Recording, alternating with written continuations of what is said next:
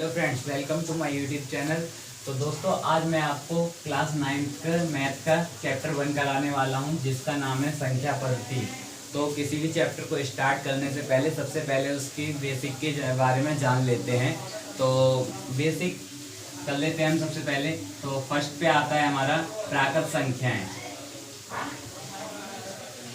प्राकृत संख्याएं आप बचपन से पढ़ते हुए आ रहे हैं। प्राकृत संख्याएं आपको फर्स्ट सेकंड क्लास में समझा दी गई है। प्राकृत संख्याएं हमारी 1 से स्टार्ट होती हैं, 2, 3, 4 एंड 5। ये इन्फिनिटिव होती हैं, ये चलती रहती हैं, इसका कोई अंत नहीं होता। तो दूसरे नंबर पे आती हैं पूर्ण संख्याएं। दूसरे नंबर पर आती हैं पूर्ण संख्याएं। पूर्ण संख्याएं भी प्राकृत संख्याओं की तरह ही होती हैं, लेकिन ये 0 से स्टार्ट होती हैं। कहाँ से? 0 से। 1, 0, 1, 2, 3, 4, 5। ये भी इन्फिनिटिव होती हैं, ये अनंत तक होती हैं। इन दोनों में डिफरेंस सिर्फ यही है, ये 1 से स्टार्ट होती है और ये 0 से स्टार्ट होती है। तीसरे पे आते हैं पूर्णांक।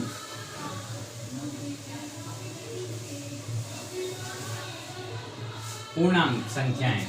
पूर्णांक संख्याएं कौन सी होती हैं? ये पॉजिटिव इंटीजर्स और नेगेटिव इंटीजर्स दोनों में आती हैं, यानी कि माइनस की संख्याएं और प्लस की संख्याएं दोनों तरह की संख्याओं में आती हैं। जैसे 0 से तो ये स्टार्ट होती हैं, 1, 2, 3, 4 और 5। ये इन्फिनिटिव हो जाती हैं इस साइड, लेकिन इस साइड ये माइनस में चलती हैं। -1, -2, -3। इस साइड भी ये इन्फिनिटिव होती हैं। दोनों साइड ये इन्फिनिटिव होती हैं, दोनों साइड चलती हैं। ये इस साइड ये माइनस की चलती है, इस साइड प्लस की चलती हैं। और चौथा आता है परिमेय संख्याएं। ये दोस्तों थोड़ा सा ध्यान से समझना है, क्योंकि ये इस चैप्टर में इंपॉर्टेंट पार्ट है। परिमेय संख्याएं।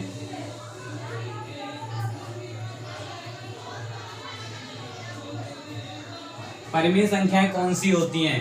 परिमेय संख्याएं हमारी होती हैं अपॉन के रूप में जो लिखी जाती हैं, मतलब डिवाइड के रूप में जो लिखी जाती हैं, पी क्यू के रूप में लिखी जाती हैं। ठीक है, मैं 2-3 बार बता चुका हूं, इसको दोबारा से सुन लीजिए। परिमेय संख्याएं कौन सी होती हैं? जो पी क्यू के रूप में लिखी जाती हो परिमेय संख्याएं कहलाती हैं। जैसे 1/2, 2/3, 3/4। तो परिमेय संख्याएं यही कहलाती हैं जो पी क्यू के रूप में लिखी जाती हो, जैसे कि पी क्यू। इसका एक रूल होता है कि Q बराबर 0 नहीं होना चाहिए। Q बराबर 0 नहीं होना चाहिए। जैसे कि Q = नॉट इज 0। ठीक है, मतलब अपॉन में 0 नहीं आना चाहिए, कुछ कोई और संख्या आ जाए चलेगा। ठीक है, अब आते हैं अपरिमेय संख्याएं। ये दोनों इंपोर्टेंट हैं, एक ये इंपोर्टेंट हो गया और एक ये इंपोर्टेंट हो गया। अपरिमेय संख्याएं। अपरिमेय संख्याएं।